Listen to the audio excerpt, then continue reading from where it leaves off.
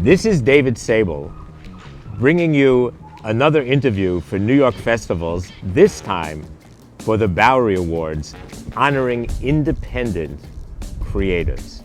It's a new award. It is timely. It is important as our world changes, as freelancers become ever more important to the infrastructure and economy of our industry. We want to make sure that you get recognized. And today, I'm here in Brooklyn at the home of Duncan Bird.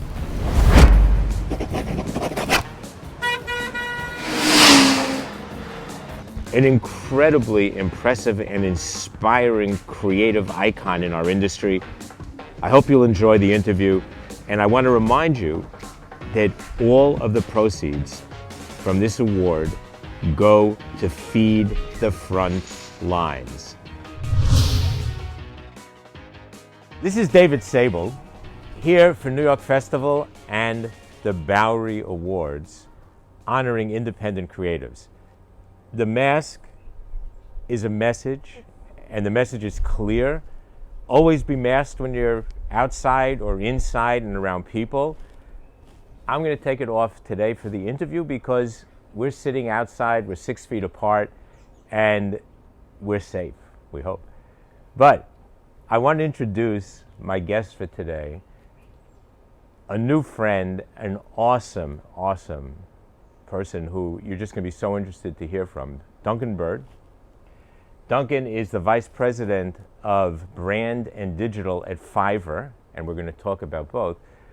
But Duncan also has an incredible wealth of experience in some of my favorite companies like BBH and Glow and Sony Music, and we're going to talk about all of it. So Duncan, welcome. And by the way, he looks like, take a guess, I'm not going to say anything, everybody take 1 second, Bob Dylan. Jeez, So, well, I wish I was interviewing Bob, but I'm very happy that it's Duncan. So there you go. maybe you are. Thank you. Maybe you are, I don't know. What an introduction. I hope I can be as enigmatic as Bob Dylan. There's clearly one major difference, my accent. Yeah. Well, you never know with him, right? Exactly. So Duncan, it's so nice to have you here, and let's just jump in. In reading about you and learning about you, and just sort of trying to get a sense of who you are, I read this great interview that you gave a number of years ago, and I love the title, Rebels, Misfits, and Innovators, 50 over 50. And the point of the article was that we're so consumed with millennials and Gen Zs and whoever else coming up in the industry that we've overlooked some of the people who have been in the industry for longer, who have incredible length of experience. I shouldn't talk. I guess I fit the category as well. And so that talked to me. Tell me a little bit about the interview and about that audience, about those people over 50, by the way, who are controlling 3/4 of the money in the world.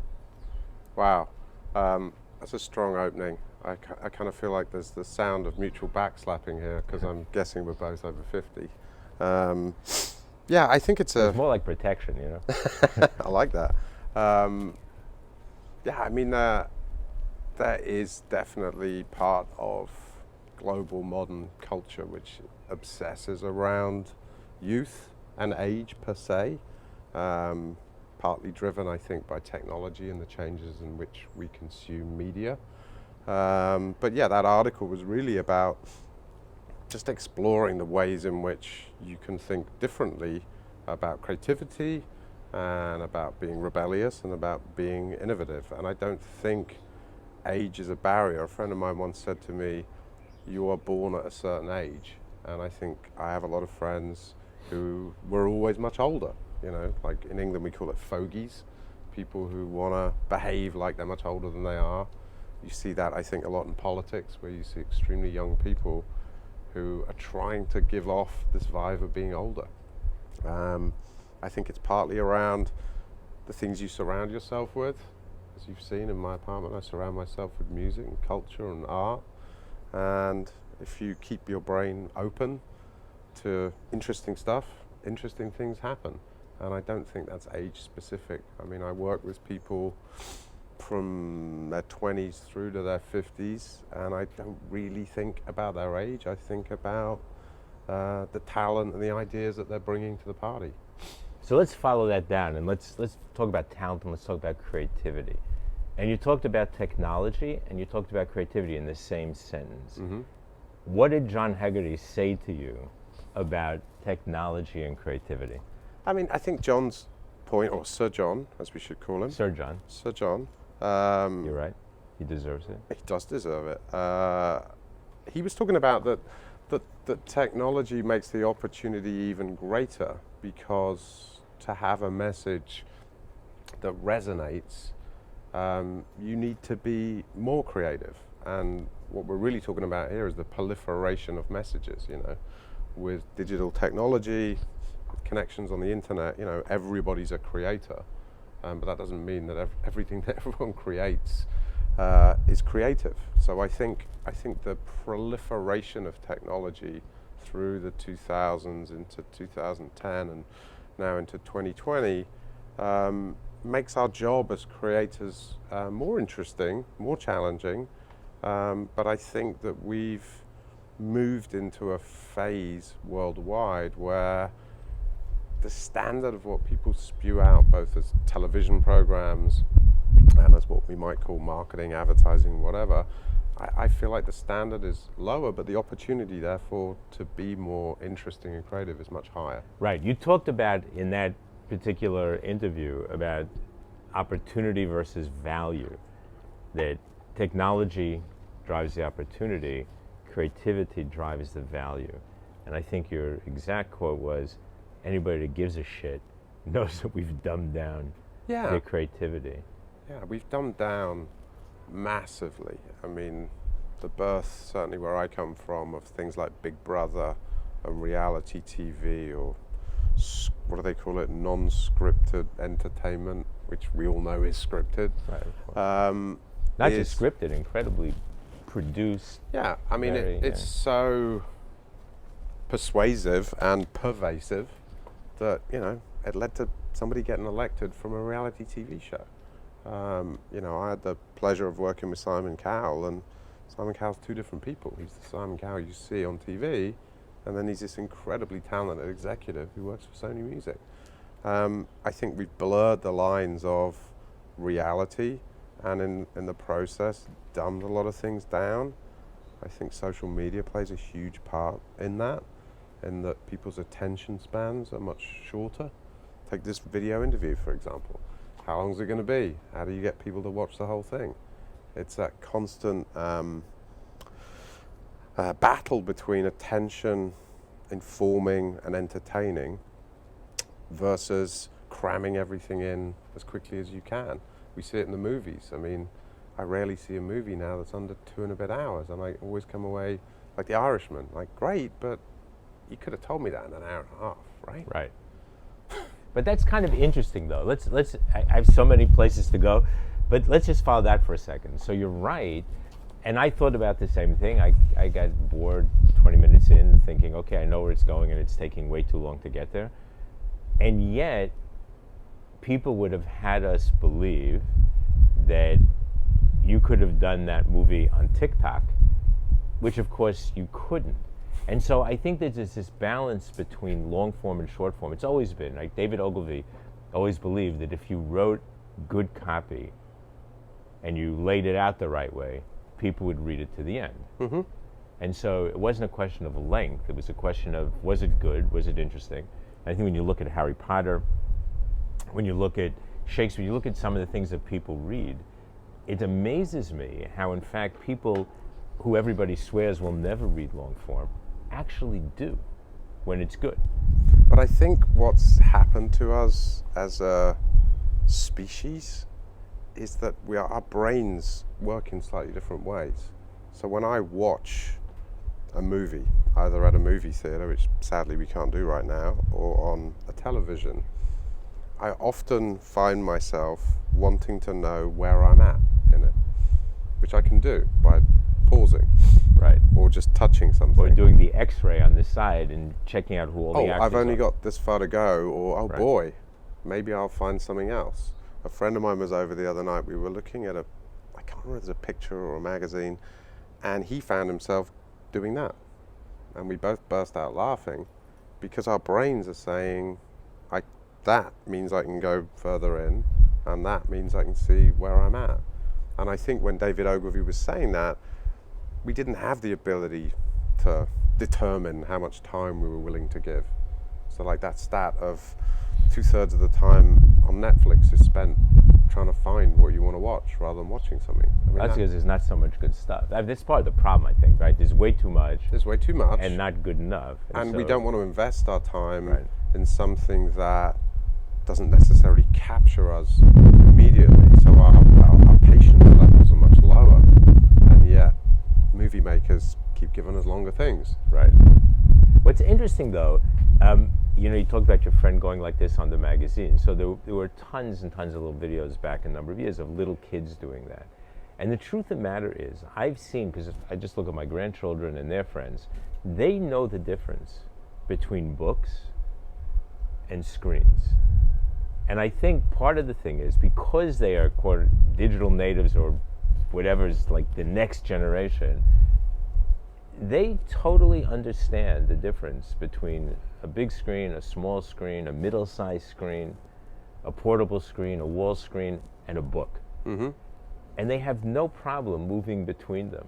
Mm-hmm. I think it's partially the older generations that are still very self-conscious about their use of technology, where we have to believe, I call it digibabble, but we get caught up in the digibabble of it, that, oh my God, nobody reads books anymore, and yet sales of children's books are going through the roof. I know I just wrote a children's book, so I know a little bit about this subject, but it is amazing. Yeah, I think with the older, which sounds pejorative as I say it, I think it depends on how your brain is wired, how you want to choose to explore things.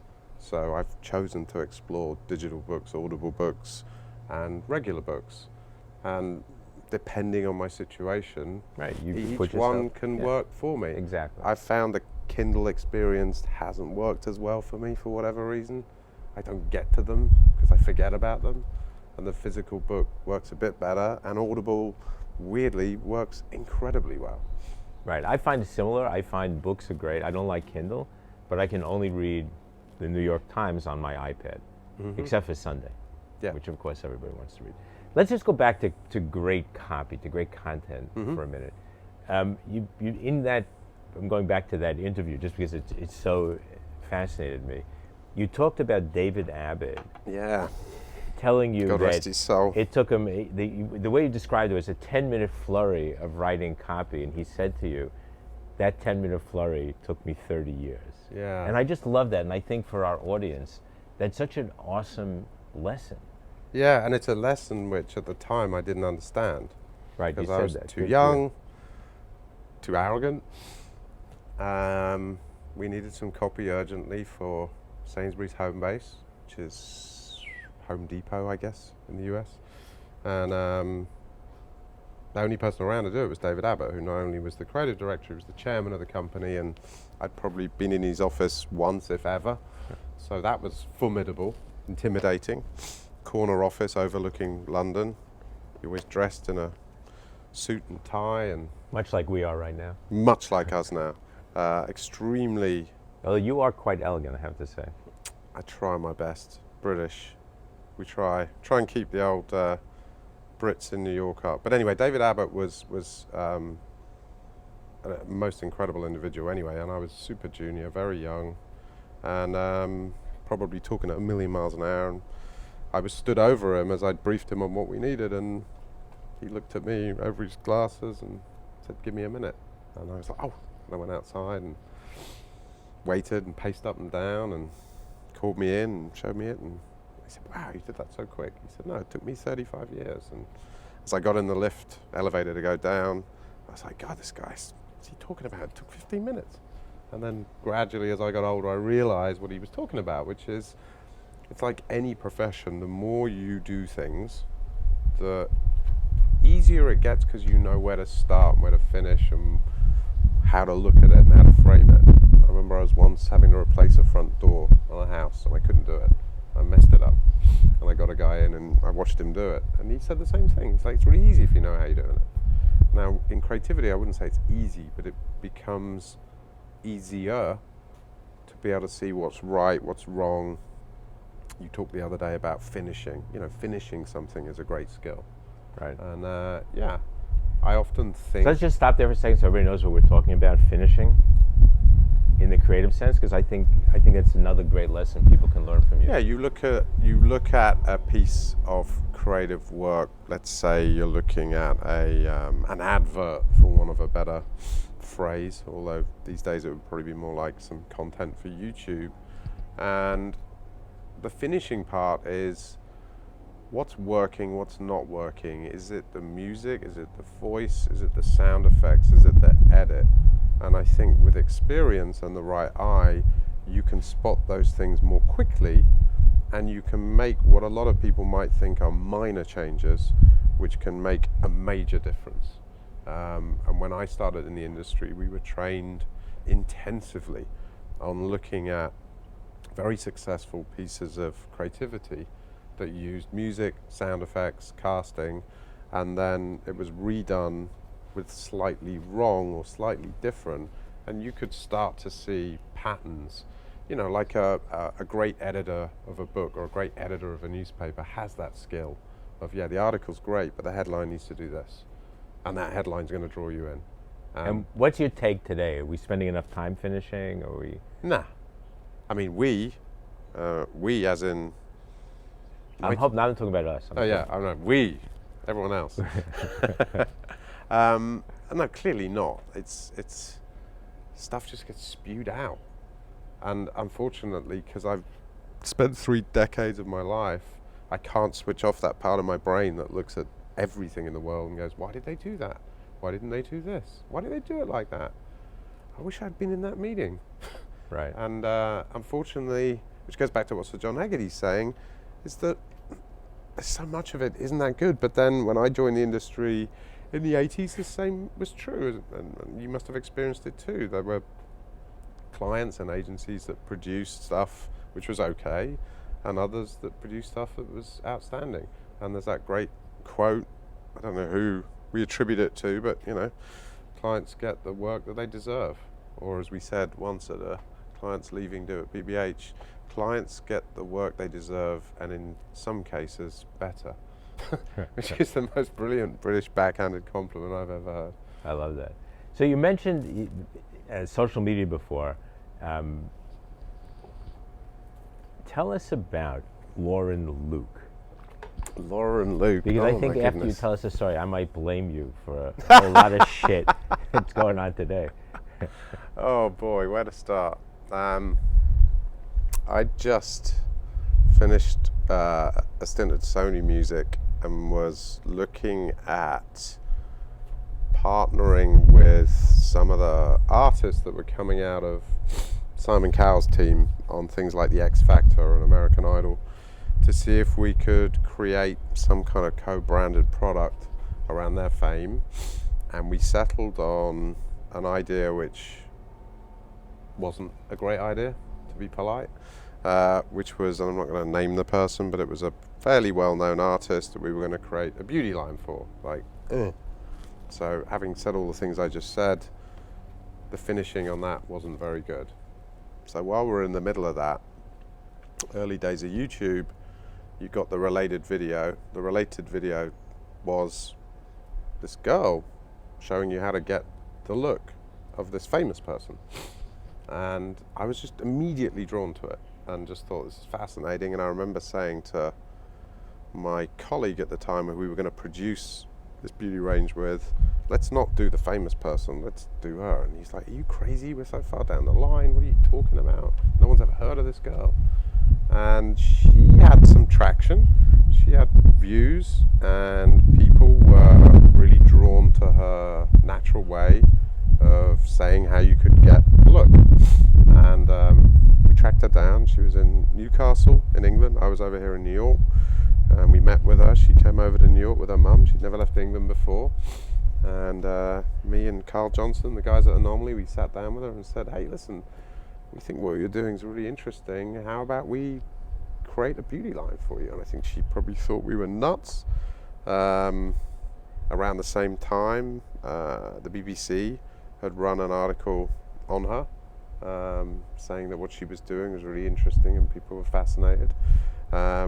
We worked with her and the BBC to do a documentary about us doing this thing for her. So we were filming the film of the film of doing the thing. So that happened, and cut a long story short, we ended up, I guess, probably about a year and a half later with a beauty range, which ended up on the front page of the New York Times with the CEO of Sephora. We had a global book deal, which I negotiated myself. I'd never negotiated a book deal in my life. Everyone told me you needed an agent. You don't. The book was successful, and then we also randomly did a video game, which was a Nintendo DS, where there was an avatar of Lauren, and you got to, do the thing, and she judged you, and which I thought was the oddest of the three ideas. Of course, that was the most successful. The book was pretty successful. The makeup range was great. She did a tour of the US. We got her a deal with the Guardian newspaper. Allure magazine described her as the most influential woman in beauty at that point. So how would it be different today? How would it be different today? Today it's an industry. Back then there wasn't a word for it. I mean, YouTube was so excited about what she was doing that they invited us to go and meet Chad Hurley, the founder of YouTube, with the Queen. And it was just like, you couldn't make this stuff up. I mean, as I'm saying it, it sort of sounds unbelievable, but this happened. Today, obviously, we'd call it influencer marketing. And there'd be 100 people, 1,000 people like her. I mean, there are millions of people like her, and there are metrics and KPIs and deals and agencies that specialize in it. But yeah, Anomaly at the time, with Lauren and with Carl and Frankie and various other people at Anomaly, we were creating a whole new way of talking, connecting, and intriguing people. And it was her authenticity and the fact that she touched people in a way that celebrities can't. So let's flip into Fiverr. Fiverr intrigues me for so many reasons. I've been following it since they founded the company. One of the most interesting aspects, I think, has been the past 2 months, while many of the big ad agencies were public or holding companies lost traction in the stock market, Fiverr has excelled. Clearly, the company that had been seen for many years as like sort of the cheap alternative to cheap alternatives when it came to creative was being viewed in a different way. What's your take? Where does Fiverr stand today? Talk a little bit about where Fiverr was started and where Fiverr is today. I'm still absorbing your intro of intrigues. I mean, Fiverr now, we celebrated our 10th anniversary recently. And yeah, like all successful companies, you go through transitions. We've been growing and growing. We floated on the New York Stock Exchange just over a year ago. You mentioned our stock. Yeah, we're part of a movement which is about changing how people work together. It's as simple as that. It's been like that since the start. Which is your mission, right? That's the mission statement, change how the world works Changing together. how the world works together is what we're about. And, there are huge numbers of people who want to buy creative services and sell creative services. And for the most part, that transaction happens offline. So you contact people you know, and they tell you people they know, and you narrow that down, and you either meet with them or call them up and email and have some phone conversations, and that process takes weeks, months, and you're limited to the people you know who know people.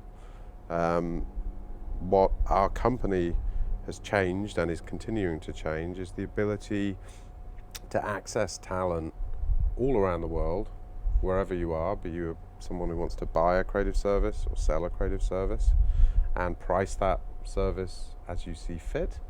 And which is a change in a sense, right? Because in the beginning it was really about the fiver, yeah, kind of looking at the For a tree. sh- But for I a think sh- there was a lot of pushback in the for, a, sh- market. for a short period of time it was, but when we started to see the desire on people's part to access creativity globally, it changed the nature of our platform and changed the nature of our business. And I think what has happened in the world over the last few months is the ability to do things offline is much harder. So the future of work becomes much more about transacting online, Right. and being able to connect with whomever you want. When I started in advertising in the 80s, it was a closed shop. I applied for a job, 8,000 people applied. I got the job. I was lucky, I was educated, I was in the right place, I had a trajectory, I was in England, advertising in London was a big thing, and I got my job. And the people that I got to work with were equally lucky, and the clients that we worked with had access to this incredible talent because they had huge budgets. And I think the way in which the world has changed since I joined it is it's no longer the case that there's a democratization of creativity. And yet we've always worked, meaning the big agencies, we've always worked with creative talent on the side. In other words, we've always worked with freelancers. There's always been a pool, but Yeah. maybe to your point, of people that you kind of knew. Yeah, And you- it was about knowing, and I think one of the sad parts of the creative industry, as we frame it, is that it has been very much a closed shop. Right. That you had to physically be in New York, you had to be in Tokyo, or you had to be in London. That's no longer the case, and the creativity can come from anywhere. And we were talking earlier about awards. You would see increasingly amazing ideas coming out of South America. And I saw one of your other interviews about your friend from D&AD, about the Cannes jury looking down on him because he was from the Midwest. All of that stuff is so the past. And in the world that we now operate in, we have to be able to source creativity wherever it happens to be, and it doesn't matter where you physically are. No, I agree. I mean, we found this a long time ago. Two of my strongest, when I was still involved in running a big company, two of our strongest regions were South America and Europe. And Eastern Europe was an incredible place of creativity, as was, by the way, Israel. Yep. Incredible. And they did really well not just well, I mean, they did well beyond their size in all the shows, because they had this ability to sort of approach things from an unlimited point of view. Yeah. So I think what we're experiencing and seeing as a company is this shift and transformation of people realizing, both as a brand, that you need to have the right creativity, and you need to be able to get it quickly, but it needs to be really good. And you can shorten that period of time where you're searching down to, we talk about 15 minutes, where previously it's going to take you weeks and months, but your pool that you're looking within is as big as the people you know. One of the things that I noticed, which I love, comes back to this notion of democratization. Fiverr in the United States is in the top 100 most trafficked sites, and globally is in the top 200. So when you think about all the hundreds of thousands of sites out there, and all the opportunities and all the things that are happening, that's astounding. Mm-hmm. Yeah, it's phenomenal, and it is only going to continue to grow as the world changes, and as people and businesses realize that it's not always the case that you have to have a building staffed with people who have certain job titles, and you have to have them under your profit and loss account. Right. So let's talk about that a little bit. So I think in general, the evolution of digital continues. Mm-hmm. So we're on a path of sort of evolution, and then we have the turbocharge when we have a COVID, or you have whatever else happens, and then there's a level of change that is natural in the sense that it comes from natural reasons, but would have taken way longer to get to.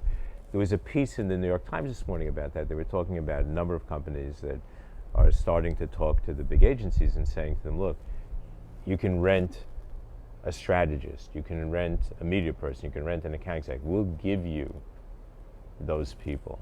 Mm-hmm.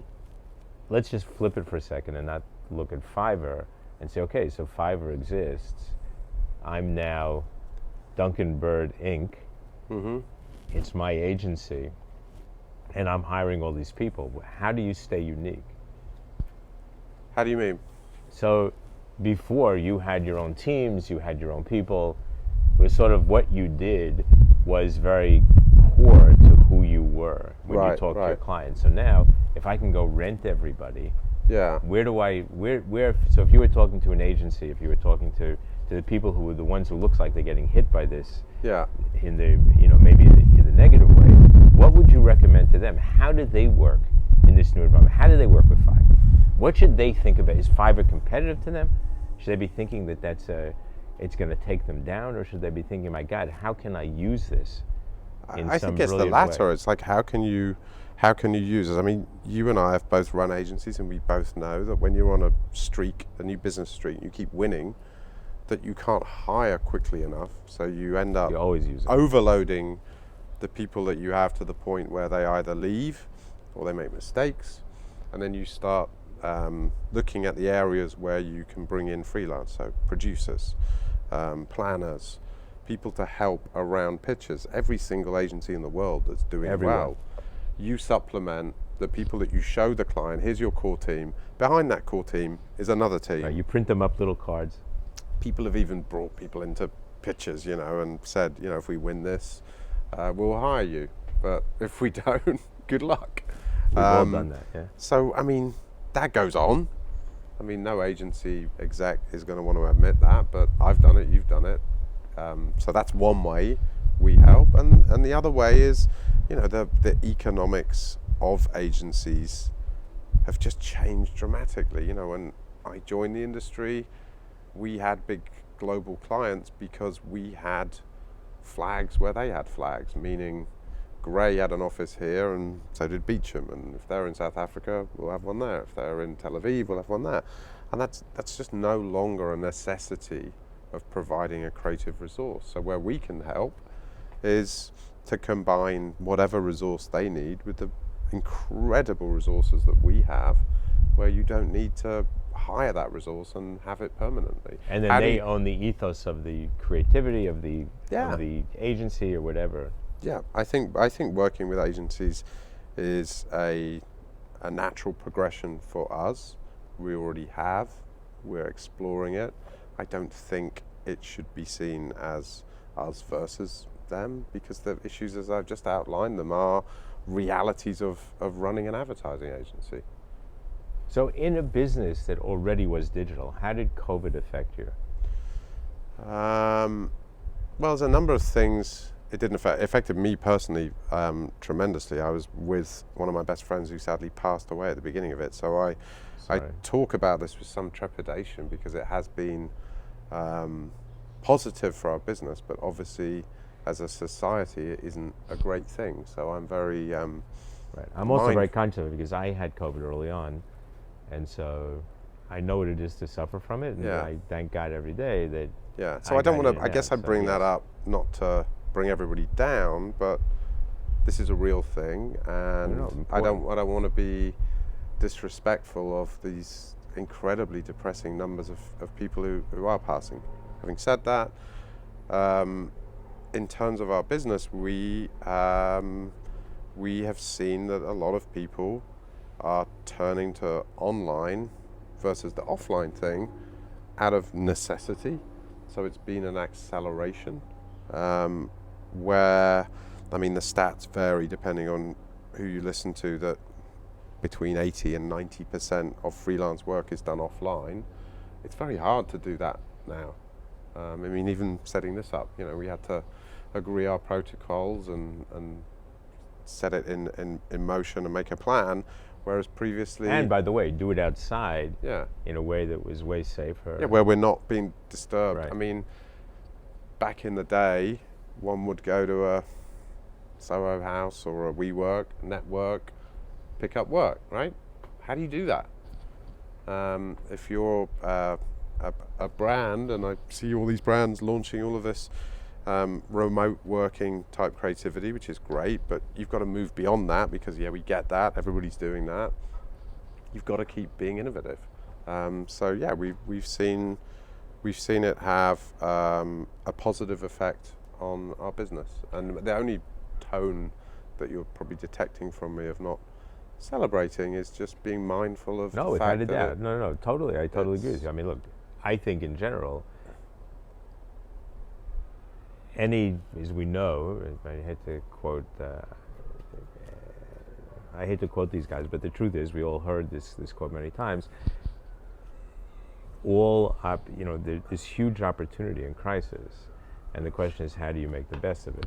So I think the problem here is that people die, and I lost a friend, someone I went to school with. I can't tell you the numbers of my parents' friends, or my friends' parents rather, who passed away because of older people, and so it is tough. On the other hand, there's huge opportunity in looking to the future and saying, okay, what do I do here? And I think you hit it right. Let me ask you about your own advertising. I found it really interesting that, so here you are selling creative services, but then you also have your own advertising and acquisition going on, and you cut it back and changed it much like others had. You had a big outdoor program that was going to go into, somebody rightly said, like, everybody's inside. That's sort of an easy one to cut.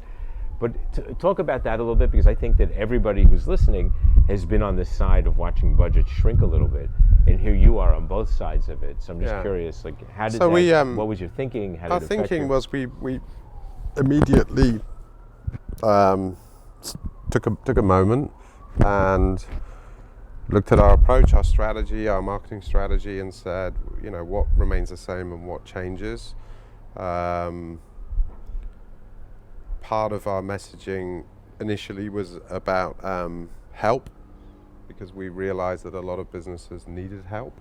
So offering advice for keeping your business going, making sure that you could work remotely and get the things that you needed. So we went to a more, compassionate, helpful, educational tone of voice across everything that we were doing. We created a beautiful piece with a bunch of our sellers from around the world, which was about working together.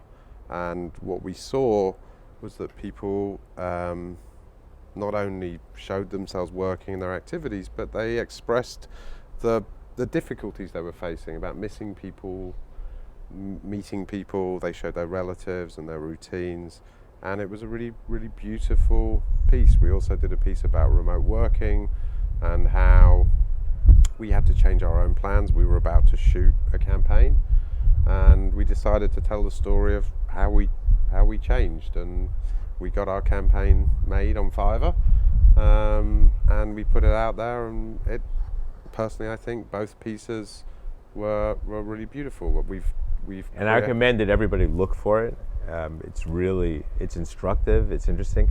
And again, if you follow this article that I mentioned today, and you can find it, Chipotle was talking about how one of the biggest outcomes they've had from this time is the amount of money that they're spending on getting production done, and how much more efficient it is, which is not an issue of digital, and it's not really an issue of COVID as much as an issue of, like, hey, we're not going to spend that much.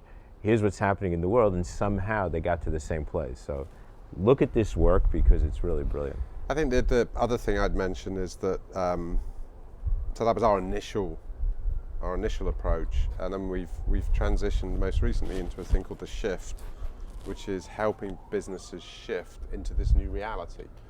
So the shift is about actually helping businesses. We have a few case studies that we've already put out there of businesses that have struggled, and we've helped them.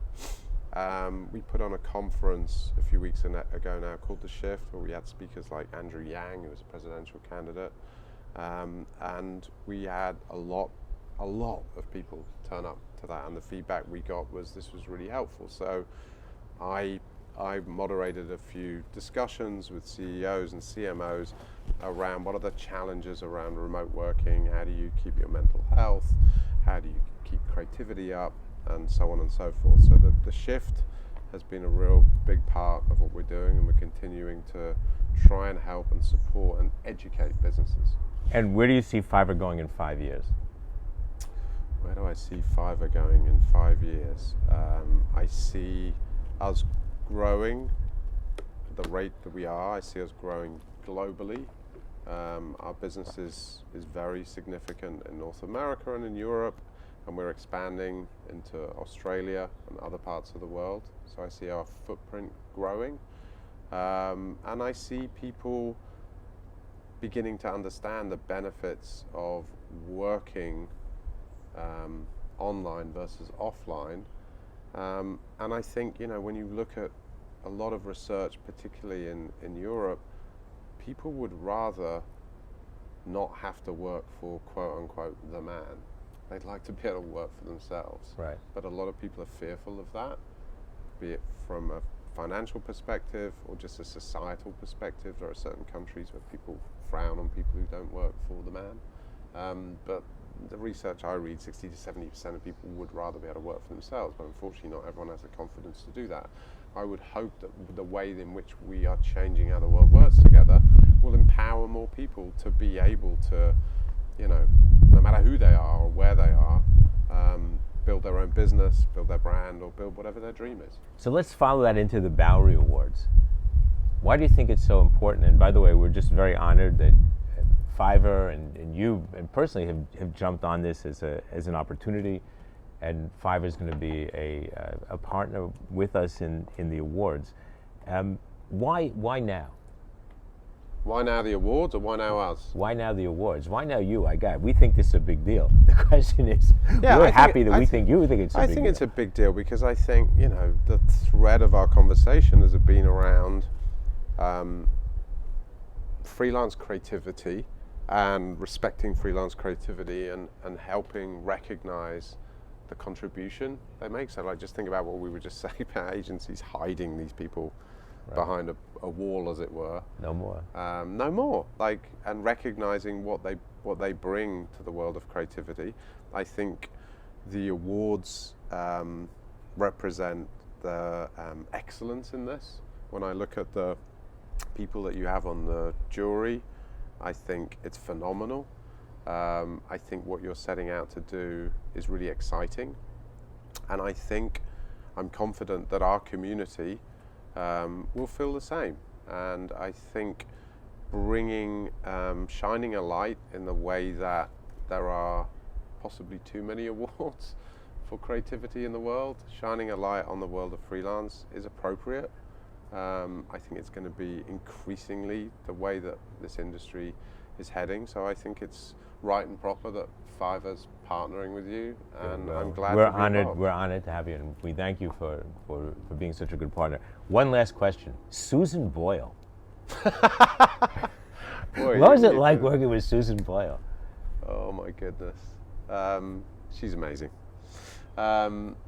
Is she really as incredible as she sounds? And yeah, she is. She's phenomenal. I mean, it's one of those great stories of having been a little circumspect about reality TV. Sometimes it throws out something better than a Snooki. Susan Boyle is phenomenal, and Paul Potts similarly, and Il Divo. I mean, these guys. And did they keep their humility? Was it interesting working with them, or did she diva-ish out? I couldn't comment. Oh, okay, I'll leave it alone. Well, Duncan, I just want to thank you on behalf of the festival, on behalf of the Bowery Awards, for, again, being such a good partner, but for spending time with me today in your beautiful backyard here in Brooklyn. But I just want everybody to know that that's who we are. We're in Brooklyn, a center of creativity here in New York. Don't let anybody tell you New York is dead. Creative New York is alive and well. And spending time with Duncan, I can tell you that that's the truth. I remind you, if you haven't entered the awards yet and you are an independent creative, please do. We have an incredible jury. We have great categories. I think you'll find the category it's good for you. If you're not sure, contact the organizers and they'll help you find the right category to put your work in. There's going to be a lot of attention paid to this, there already is, and we wish you all well. And the last thing is just everybody, please stay well and stay safe. And part of that is wear your masks. So on behalf of the New York Festival and the Bowery Awards, at Duncan Bird's beautiful house in Brooklyn, an incredible interview with just somebody who just so inspires me, I thank you all, and good luck. Thank you, David. Thank you for having me, and good luck everyone with the awards. Look forward to seeing some great creativity and being inspired. Thank you. Thank you.